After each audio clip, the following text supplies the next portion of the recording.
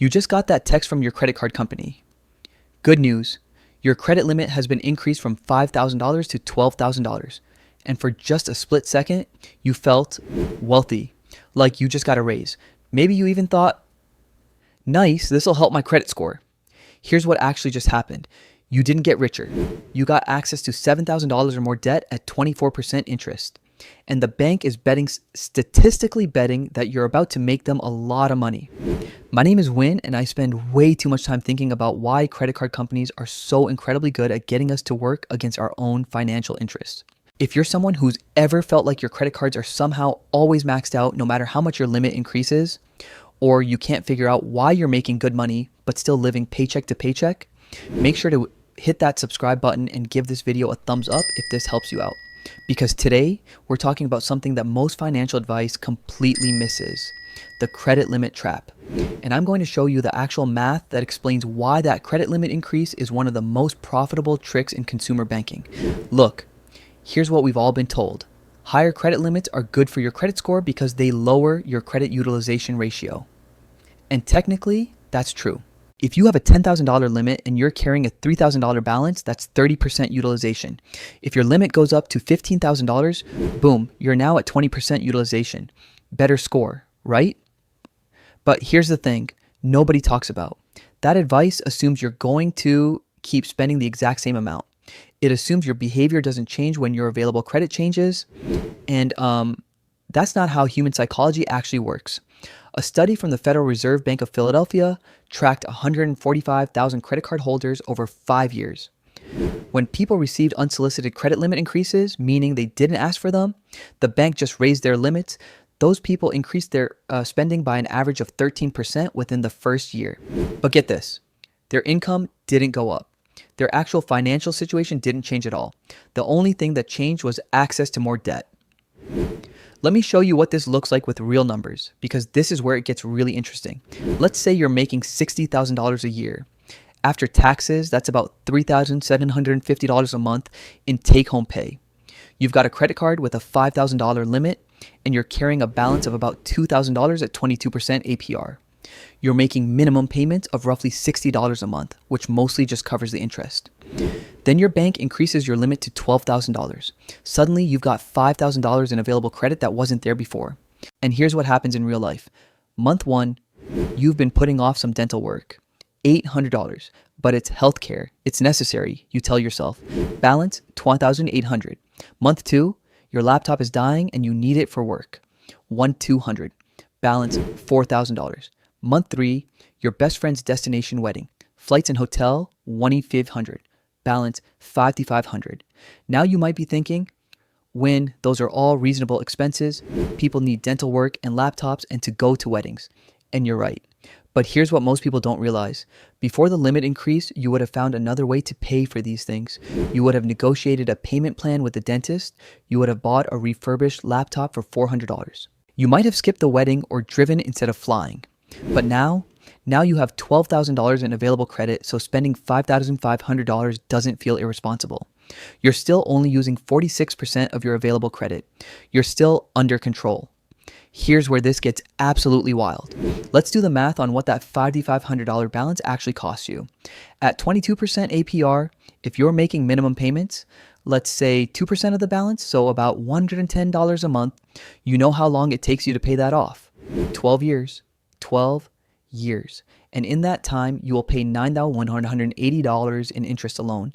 You're paying $14,980 total for $5,500 worth of purchases. That $1,200 laptop, it actually costs you $3,200 when you factor in the interest over time. But wait, it gets worse, because you're not actually going to just stop spending for 12 years, right? Most people keep using the card. So let's be realistic. You're adding another $500 a month in new charges. You're paying off $110, but adding $500, your balance isn't going down, it's going up by $390 every single month. At this rate, you'll max out that $12,000 limit in about 17 months. And here's the truly insidious part.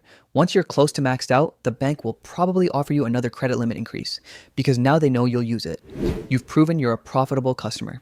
A 2019 study by the Consumer Financial Protection Bureau found that consumers who received 3 or more unsolicited credit limit increases over a 2-year period had debt levels that were 47% higher than similar consumers who didn't receive those increases, even when controlling for income, credit score, and spending patterns.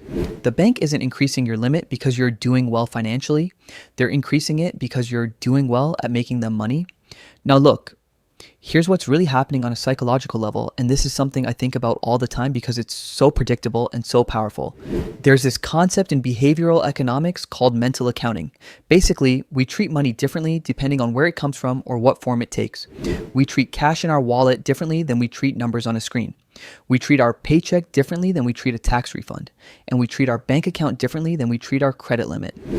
When you see that $7,000 in available credit, your brain doesn't process it as potential debt at 24% interest.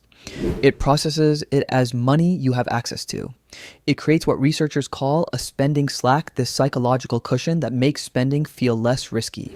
Think about how different you feel when you're grocery shopping with $50 in your checking account versus $5,000 in available credit.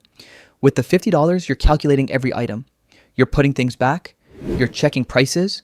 With the $5,000 in available credit, you just shop. You get the name brand. You grab extra snacks. You don't even really look at the total. This is what banks are counting on. They've spent billions of dollars researching human behavior, and they know that credit doesn't feel like real money. A MIT study found that people spend up to 100% more when using credit cards versus cash for the exact same purchases. The pain of payment, the psychological discomfort we feel when spending money is dramatically reduced when we swipe a card instead of handing over bills. And here's where it gets even more interesting. It's not just about the psychology of credit versus cash. It's about the psychology of limits and thresholds. Research shows that we use our credit limit as an anchor point for what feels like reasonable spending. If you have a $5,000 limit, carrying a $2,000 balance might feel high. You're at 40%. But if your limit is $12,000, that same $2,000 feels like nothing. You're barely at 16%. The actual debt is identical, but it feels completely different. So you don't think twice about adding another $1,000, then another $2,000. Then suddenly you're back at 40% utilization, but now that's $4,800 instead of $2,000. Same percentage, way more actual debt, way more interest you're paying. Now you might be thinking, but if people default or can't pay, doesn't the bank lose money? Why would they want to lend money to people who can't afford it?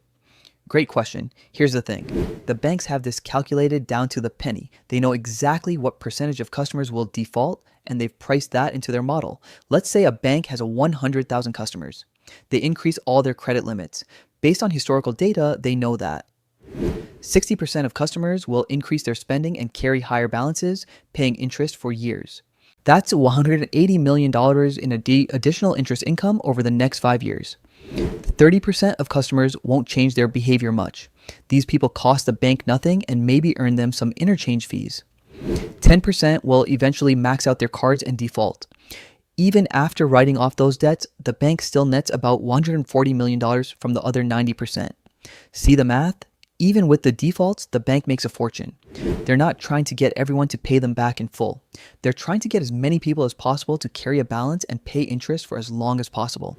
The average American with credit card debt carries that debt for about 15 years. 15 years of 20% plus interest. A customer who borrows $10,000 and makes minimum payments will pay back over $30,000 total. The bank just tripled their money, and all they had to do was send you a text saying, "Congratulations."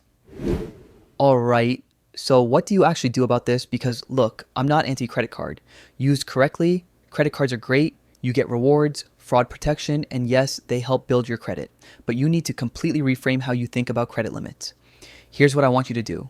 Step 1, calculate your real credit limit. Forget what the bank says your limit is. Your real credit limit is the amount you can pay off in full every single month. If you can't pay it off, you can't afford it. Period.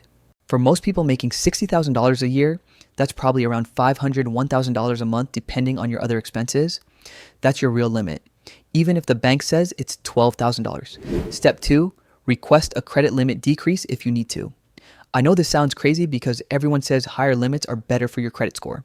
But you know what's really bad for your credit score? Defaulting on $12,000 in debt.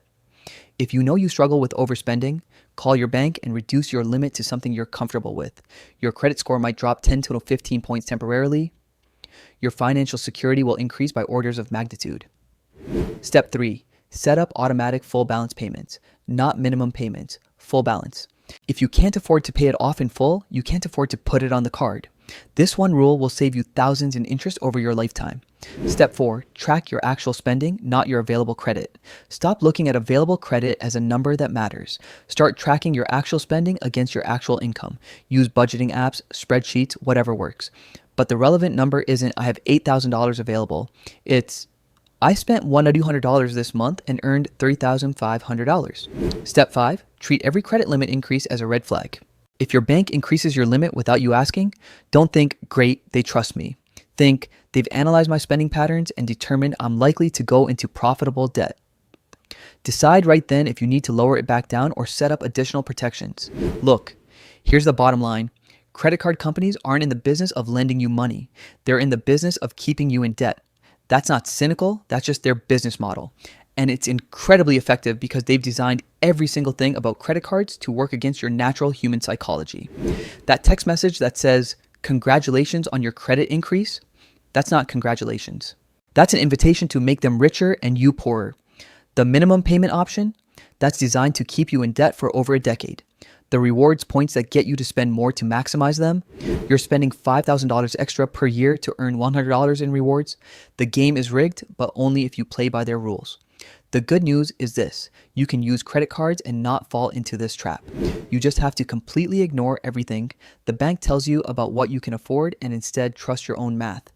Your real credit limit isn't what the bank says, it's what you can actually pay back in full every single month without stress. And once you shift your mindset to think about it that way, those credit limit increases stop feeling like good news. They start feeling like what they actually are. A warning sign that you need to be extra careful about your spending. So next time you get that text saying they've increased your limit, don't celebrate. Don't thank them. Just take a breath, check your budget, and remember that the person getting richer from that increase is almost never you. If this video helped you rethink how you look at credit limits, hit that like button and subscribe for more content on the psychology and math of personal finance. Drop a comment and let me know if you've ever fallen into this trap or if you've successfully avoided it. And remember, the bank wants you to spend more. Your future self wants you to spend less. Choose which one you're going to listen to. I'll see you in the next one.